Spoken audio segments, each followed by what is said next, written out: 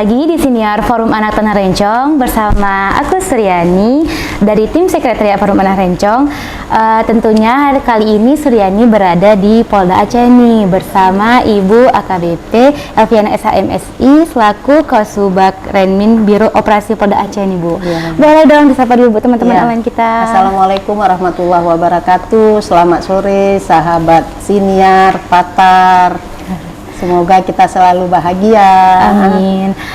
Selanjutnya boleh dong Bu diperkenalkan terlebih dahulu diri. Ya baiklah, memperkenalkan diri, nama Elviana, pangkat AKBP, Ajun Komisaris Besar Polisi, bertugas di Biro Operasi Polda Aceh dengan jabatan Kasubag Renmin. Kasubag Renmin itu bagian kepala sub bagian perencanaan dan administrasi. Biro Operasi itu kalau di Polda Aceh dia melakukan operasi di masyarakat. Nah sekarang sedang galak-galaknya melakukan operasi premanisme. Ya, tapi kita melakukan yang namanya patroli peningkatan untuk ditingkatkan patrolinya. Seperti itu. Oke Bu, terima kasih Bu. Hari ini nih teman-teman, kita akan membahas topik yang paling sering kita lupa nih. Tapi yang paling penting juga, kekerasan terhadap anak. Meski sudah ada banyak regulasi yang dibuat untuk melindungi mereka, kasus demi kasus terus terjadi ya Bu. Pertanyaannya tuh apakah apa yang salah, siapa yang bertanggung jawab ketika seorang anak menjadi korban. Nah, dalam episode kali ini kita akan menelusuri akar permasalahan, mengevaluasi implementasi hukum dan juga mencoba memahami bagaimana budaya serta sistem seringkali justru menyalahkan anak. Nah Ibu, kita masuk ke pertanyaan yang pertama nih Bu. Seperti yang kita tahu Bu, regulasi tentang perlindungan anak itu kan sudah cukup ada dan juga cukup jelas gitu Bu. Tapi kenyataannya kasus kekerasan terhadap anak justru terus meningkat. Sebenarnya apa yang membuat perlindungan itu tidak berjalan efektif Bu? Ya, terima kasih. Jadi kenapa kasus kekerasan terhadap anak itu semakin meningkat, ya kan? Padahal regulasi, kemudian aturan dan peraturan itu sudah banyak. Iya betul. Terutama Undang-Undang Perlindungan Anak itu sudah dari tahun 2002.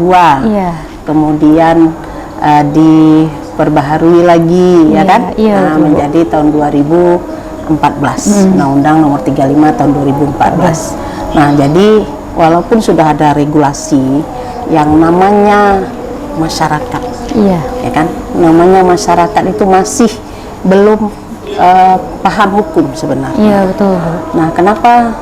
Karena undang-undang begitu sudah diundangkan, itu harusnya seluruh masyarakat itu sudah tahu dan sudah paham. Iya betul. Nah, inilah kadang-kadang kenapa regulasi itu kadang-kadang atau undang-undang itu tidak tersampaikan. Nah, karena yang melakukan sosialisasi itu sedikit sekali. Nah, jadi tidak sampai ke akar rumput, tidak sampai ke anak-anak, mungkin tidak sampai kepada ibu rumah tangga. Nah, bahkan kan kalau kekerasan terhadap anak itu kan bukan hanya undang-undang perlindungan anak, tapi kan juga ada undang-undang kekerasan dalam rumah tangga, karena anak juga bisa menjadi korban kekerasan dalam rumah tangga, kan gitu. Kemudian akibat orang belum paham tentang hukum sehingga dia pemahaman hukumnya itu kesadaran hukumnya sangat rendah. Iya betul. Nah, kemudian adanya budaya patriarki. Ya kan, patriarki itu lebih mengedepankan sosok laki-laki. Iya betul. Nah, perempuannya nah jadi seperti itu. Kemudian ekonomi yang rendah. Apalagi kita lihat sekarang barang-barang mahal, betul. Kan? Sekarang kemudian kita lihatlah di mana-mana orang miskin banyak. Betul. Nah, gitu ya. Nah itu dia. Jadi karena ekonominya rendah sehingga menjadi orang banyak yang miskin. Betul. Nah, seperti itu. Apalagi kita lihat ya, Aceh ini di Sumatera termiskin nomor 2 kalau saya kalau ibu nggak salah ya. Iya, Bu. Nah kemudian keluarga yang kurang memperhatikan tentang anak, ya kan. Apalagi sekarang kita lihat dengan gadget. Gadget. Ya, dengan gadget, dengan HP, ya kan. Orang tua sendiri, anak sendiri, sehingga anak dia tidak mendapat kasih sayang. Betul. Dia dapat kasih sayang mana? Ya dari handphonenya, ya kan? Dia belajar mendapat kasih sayang dari handphonenya, dan kemudian dia sendiri asik sendiri. Betul. Orang tuanya asik sendiri juga. Nah, jadi itu menyebabkan kasus kekerasan pada anak itu meningkat. Iya, betul. Nah, kalau dibilang regulasinya itu sebenarnya regulasinya itu bagus, betul, ya kan? Banyak orang yang sudah dihukum, betul, ya kan? Dihukumnya pun bukan ringan-ringan, berat-berat. Ancaman hukumannya di atas 5 tahun 15 tahun penjara, ya kan? Bahkan kalau kita di Aceh kaitannya dengan kasus kekerasan seksual itu kita menggunakan kanun, kanun Aceh, ya kan? Dengan betul, kanun nomor 6 tahun 2014 tentang hukum jinayat itu hukumannya lebih berat, 200 kali cambuk. Nah, 200 kali cambuk itu 200 bulan. Nah, karena 1 kali cambuk itu hukumannya 1 bulan penjara. Nah, jadi kalau 200 kali cambuk 200 bulan kalilah, ya kan? Nah, sekitarlah 16 tahun. Kan hukumannya lebih berat. Tapi karena kesadaran masyarakat kurang, dan kemudian kasih sayang itu kurang terhadap anak, terhadap siapapun ya. Bahkan di dalam rumah tangga itu kita lihatlah relasi kuasa, ya kan? Relasi kuasa. Ibu lebih dominan terhadap anaknya, ya kan? Suami atau bapak lebih dominan terhadap ibunya, ya kan? Sehingga kasus kekerasan dalam rumah tangga itu terjadi.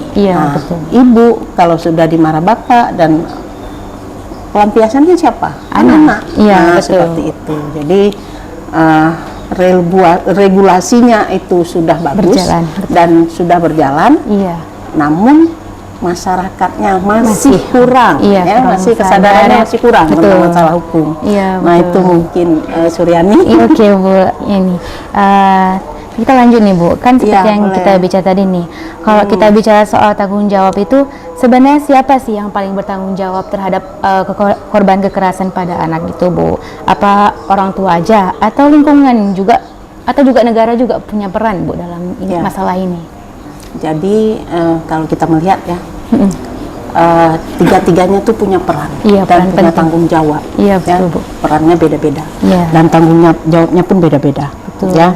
Kalau kita melihat orang tua itu sebenarnya lebih berperan. Lebih berperan orang tua dari mulai anak, ya kan? Dia mengandung, kemudian melahirkan, membesarkan, kan tanggung jawab orang tua. Betul, Bu. Nah, kemudian orang tua lebih utama dia sebenarnya. Yang paling utama paling utama dalam memberikan perlindungan kepada anak. Dia berhak merawat anaknya, dan berhak melindungi anaknya. Bahkan mungkin waktu kita kecil-kecil, orang tua kita kan yang paling sering melindungi begitu kita. Anaknya digigit nyamuk, ya kan? Dia marah sama nyamuknya. Dimarahin. Nah, itulah perlindungan, bukti perlindungan orang tua terhadap anak. Betul. Nah, kemudian lingkungan juga punya peran, punya peran penting di dalam memberikan perlindungan kepada anak. Kenapa? Lingkungan itu harus kondusif, harus aman, ya kan? Anak mau pergi sekolah, jalannya harus aman dan harus kondusif. Gitu, kemudian kalau malam jalannya harus terang, ya kan? Kemudian supaya anak nggak takut, supaya dia aman pulang dari pergi dari rumah kemudian sampai ke sekolah, dia aman. Nah, itu kan kalau negara punya peran penting juga, ya kan, dimana yang tadi udah kita sampaikan kaitannya dengan regulasi, ya kan, regulasi undang-undang. Nah, itu juga tugas negara dalam hal pemenuhan hak-hak, ya kan? Hak-hak masyarakat sudah terpenuhi belum? Iya, betul. Nah, itu ya. Jadi negara itu punya hak melindungi hak-hak warga negaranya. Iya. Apalagi seorang anak, Betul. ya kan? Nah, seorang anak itu dia masih labil, masih belum paham, betul. ya kan? Nah, jadi anak-anak itu masih apa kita bilang? Masih dia belum penuh, belum penuh pikirannya. Jadi dia harus memang perlu perlindungan, perlu kita berikan pemahaman kepada dia, dan kemudian kita harus merawat dia. Dan kemudian yang paling terpenting lagi, kita harus menyampaikan kepada anak kita, ya kan? Sebagai orang tua nih, nah hati-hati di jalan, ya kan?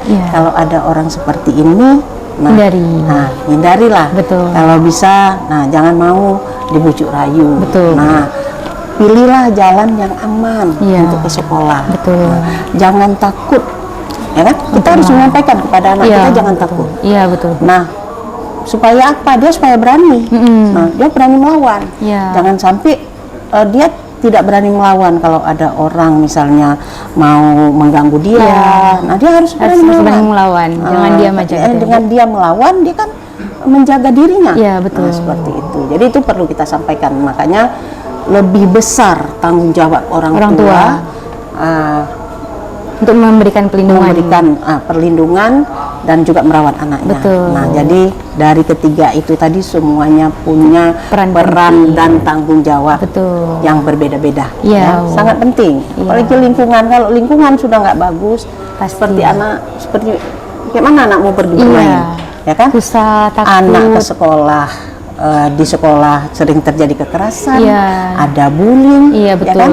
Ada perundungan, ada kekerasan seksual, kemudian anak di lingkungan atau di tetangga juga nggak aman, di rumah nggak aman, ya kan? Nah, jadi kan itu yang sebenarnya harus orang tua menyampaikan kepada anak. Jadi di mana lini anak-anak harus aman, di sekolah, di rumah ngaji, di pesantren, di mana-mana. Di mana-mana harus aman. Betul. Oke, Bu.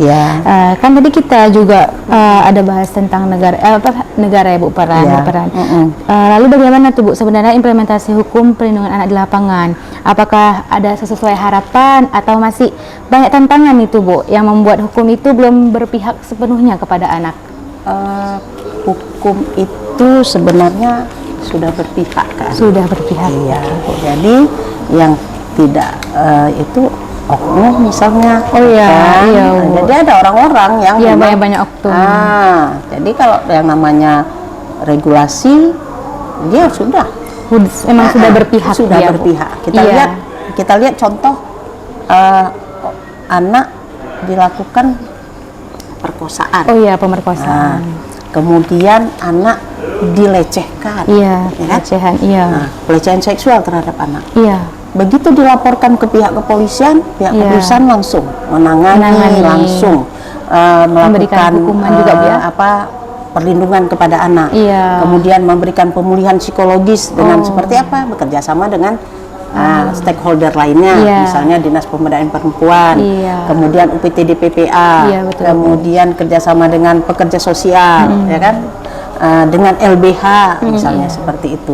Jadi itu kan salah satu kalau kita bilang tidak berpihak, sudah berpihak.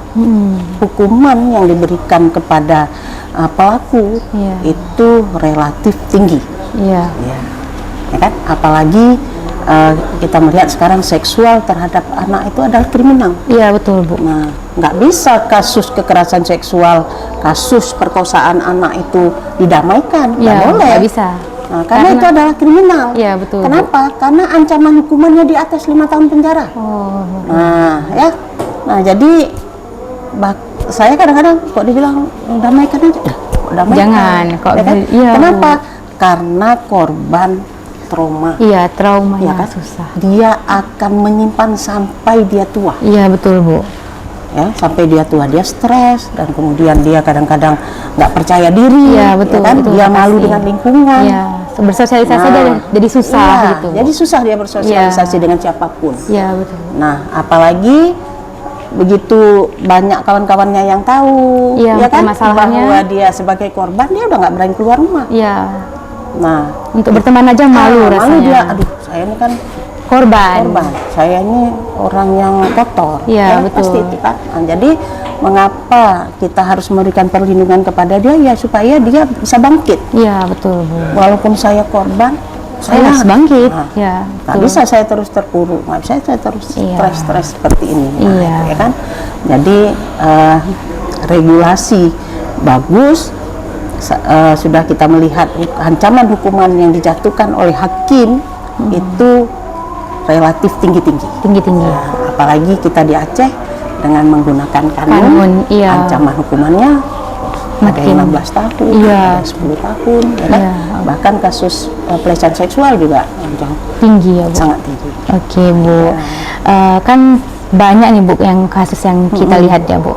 Tetapi kan malah mereka anak-anak itu merasakan kalau malah mereka itu yang disalahkan gitu, Bu.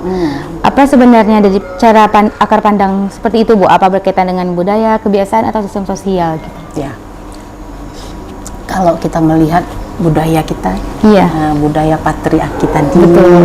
lebih mengedepankan laki-laki daripada perempuan. Dan memang kalau kita melihat ada beberapa kasus ya. Iya, ada beberapa. Saat-saat dulu waktu masih ibu di menangani kasus anak itu memang bahkan kita sendiri memberikan perlindungan kepada anak yang menjadi korban. Kita disalahkan. Iya. Karena apa? Karena merasa anak itu sudah menjadi korban, dia menjadi korban lagi. Dia yang disalahkan. Iya. Seakan-akan dia yang mau. Iya, betul, Ya Bu. kan? Seakan-akan dia yang mau. Nah, itu ada satu budaya, budaya patriarki, dan kemudian ada budaya menyalahkan korban itu, bahwa korban itulah yang mengajak. Iya, yang mama mau seperti itu. gitu. Nah, kenapa dia mau? Iya. Nah, kenapa kamu mau? Iya. Kan pasti itu. Iya, Dan betul, Bu. pertanyaan-pertanyaan yang seharusnya nggak perlu dipertanyakan, ya Iya, kan? betul. Kenapa kamu mau? Iya. Harusnya kok kamu nggak mau? Iya. Nah, kadang baju kamu karena kamu pakai baju pendek, iya, kadang betul. kamu baju seksi-seksi, Iya. ya kan? Kan itu menyalahkan korban. Iya, betul, Nah, Bu. jadi ada satu budaya yang kita lihat bahwa merasa korban itulah yang mengajak. Memang, Nah, iya. kemudian ada sistem Sosialnya gitu. lingkungan kita. Oh. Ya kan? Ada sistemnya yang apa tadi, sistem Yang lebih aman untuk anak gitu ya, Bu. tidak tergambarkan, ya Iya. kan? Sistem perlindungan terhadap anak di Iya. masyarakat. Padahal semua orang stakeholder lainnya kan banyak udah Iya. dilatih Iya. untuk dalam hal sistem perlindungan anak. Iya. Ya kan? Sistem perlindungan anak itu anak bisa nyaman di setiap lini, di masyarakat, di lingkungan, ya kan? Memang harus Nah, ada, harus. gitu, Bu. Harus ada. Seperti itu. Oke, Bu. Terakhir nih, Bu, pertanyaannya. Kan banyak anak merasa lelah karena tidak didengar, bahkan dalam hal yang menyangkut hidup mereka sendiri gitu, Bu. Iya. Bagaimana seharusnya posisi suara anak ditempatkan dalam proses pengambilan keputusan, seperti misalnya di rumah, sekolah ataupun malah di tingkat yang lebih luas gitu. Kayak misalnya tadi Ibu bilang dalam kasus pelecehan, Iya. bagaimana dia tuh menyampaikan pendapatnya gitu, harusnya didengar gitu, Bu. Iya.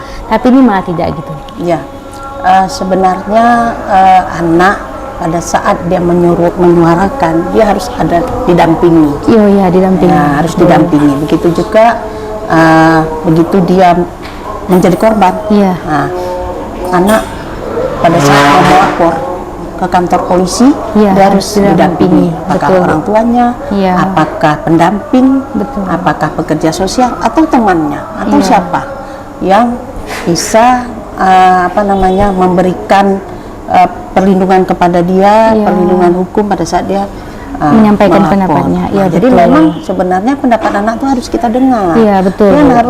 Dia punya keputusan. Betul. Ya kan? Dia harus kita dengar Iya. apa yang Terjadi pada dia, Iya, gitu, nggak bisa Bu. kita paksa dan kita harus mendengar. Iya, memang harus mendengar. Makanya adanya konseling itu kan konselor. Iya, salah satu. Dia harus mendengar. Iya. Tidak boleh membantah. Iya. Tidak boleh. Dia harus Harus dengar. cuma mendengar Karena aja. apa yang disampaikan, keluh kesah dia Nah, kalau kita tidak mendengar, dia akan memendam. Iya, betul. Dan itu akan menjadi stres, Iya. ya kan? Akan menjadi stres, terus dia nggak tahu kemana mau mengadu, akhirnya ngambil keputusan bunuh diri. Betul.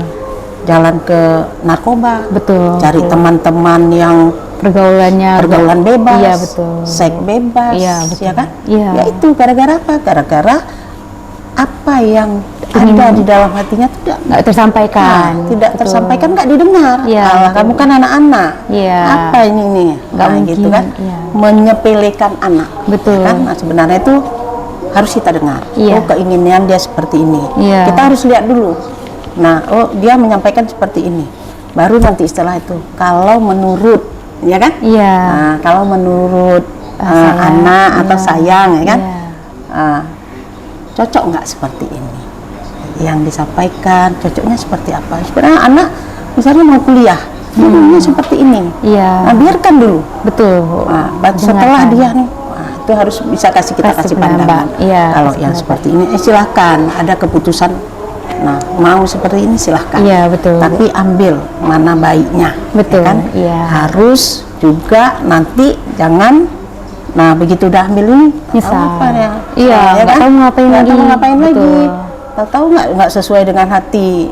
Yang ikut-ikut kawan kadang-kadang, ya, kan? banyak Sesuai dengan kasus hati. gitu. Nah, seperti itu. Jadi apapun yang disampaikan anak harus kita dengar dulu, dan kemudian kita memberikan pendapat kita, dan dia harus ada solusi sama dia. Kalau ini yang dia sampaikan, apa solusinya? Kalau nanti ada dampaknya apa? Iya, betul. Solusinya dia harus juga sudah. Oh, kalau dia misalnya solusinya itu seperti ini, nah kemudian, coba apa kalau terjadi hal-hal yang diinginkan? Apa yang bisa dilakukan? Iya. Nah, itu harus juga kita memberikan menghargai pendapat. Iya, betul, itu yang utama. Nah, kalau kita menghargai pendapat anak kan dia, oh iya ya. Iya, betul. Nah, jadi dia nggak murung. Iya. Allah saya kan seperti itu. Banyak. Nggak mau didengar omongan saya. Akhirnya betul. ya udah terserah dia. Iya. Ya kan, berkawanlah dengan orang-orang yang memang sudah ada kelompoknya. Iya, ya kan, kelompok narkoba lah mungkin. Karena dia ayo karena dia punya pendapat tidak kita dengar dan nggak kita hargai. Betul, banyak. Nah, itu. Oke, terima kasih Bu atas Sama-sama. jawabannya. Sudah meluangkan banyak waktu untuk kami ya Bu. Kami juga terima kasih sudah mau berkomunikasi. Iya, Sudah mau berkolaborasi. Iya, betul. Ya, mungkin ke depan bisa lebih baik lagi, dan kemudian kita tetap memberikan perlindungan iya, itu kepada harus dimanapun kita bersuara. Iya, betul. Ayo jangan sampai kasus kekerasan seksual itu semakin meningkat. Iya. Ya, bahkan baru-baru ini ya dengar ya. Oh iya, baru-baru ada kekerasan seksual anak. Ya kan, kalau si anak itu iya, dia betul. sebagai pelaku, ya kan. Iya. Nah, dia bawa, disekap. Betul. Ya? Iya. Aku dilakukan kekerasan seksual. Ya iya. kan? Kita harus melihat, jangan terus kita, kenapa? Kita harus melihat latar belakang dia melakukan itu apa? Karena apa? Penyebab? Iya, betul Bu. Pasti, ya kan? Ada sebab akibat. Kenapa dia ini? Iya. Ada apa? Iya. Nah, disitulah orang tua kurang perhatian. Iya, banyak. Ya kan? Padahal dia sekolahnya pesantren, boarding. Ya, sekolah. Nah, itu. Jadi ada tekanan-tekanan mungkin di dalam pesantrennya. Dia labil ya. Gampang sekali diajak orang dan dia tidak bisa berbuat apa-apa. Makanya anak-anak itu harus kuat. Iya, betul. Harus berani mengatakan tidak. Betul. Nah, kalau itu tidak terjadi baik, kekerasan misalnya, betul. tidak baik diajak orang dan sebagainya. Iya. Enggak. Dia harus bisa yang tadi tuh ngambil keputusan. Enggak. Iya, betul Bu. Harus menolak. Harus, makanya dia punya harga diri dia tuh harus memang harus dipertahankan, harus kita kuat. Tingkatkan. Iya, oke. Dia pendapat dia harus kita hargai. Iya. Nah, itu Suryani. Supaya dia lebih lebih percaya diri, lebih punya power dan percaya diri untuk mencegah terjadi kekerasan buat diri dia. Kan nggak mungkin di mana nggak mungkin maknya pergi dia pergi maknya ikut. Iya betul. Kan pasti dia bersama-sama orang lain. Ya, itulah yang perlu kita berikan penguatan kepada anak supaya dia tidak menjadi korban. Iya, karena kan orang tua juga nggak bisa 24 jam bersama anak, bukan? Jadi mereka harus malam, ya, apalagi harus bisa menahan dirinya gitu, harus bisa menjaga. Berani. Betul, Bu. Iya. Oke, terima kasih teman senior sudah mendengarkan episode kita pada hari ini. Semoga obrolan kita pada hari ini membuka mata kita semua nih bahwa perlindungan anak bukan hanya tanggung jawab satu pihak, tapi tanggung jawab kita semua. Ingat satu kalimat dukungan bisa menyelamatkan hari seorang anak. Satu tindakan kecil bisa menjadi benteng besar dari luka yang lebih dalam. Jangan tunggu jadi ahli untuk peduli, cukup mulai dari mendengar, memahami dan hadir sepenuhnya kepada anak. Saya Suryani dan Ibu Elviana undur diri dan terus dengarkan suara senior kita episode selanjutnya. Terima kasih. Assalamualaikum warahmatullahi wabarakatuh. Waalaikumsalam. Boleh Bu berikan satu kata untuk anak? Mungkin ya apa gitu yang Ibu mau sampaikan gitu untuk anak, tetap semangat atau apa? Boleh? Ya boleh. Oke. Ya, untuk anak-anak Indonesia kita harus kuat. Betul. Ya, harus berani mengatakan tidak. Dan kemudian harus berani melawan kekerasan fisik, seksual, apapun bentuknya kita harus berani melawan. Betul. Segera kalau kita mengalami kekerasan, segera laporkan ke kepolisian terdekat atau kepada layanan-layanan yang tersedia untuk kita laporkan kasus yang kita alami dan kita rasakan. Terima kasih. Baik, terima kasih.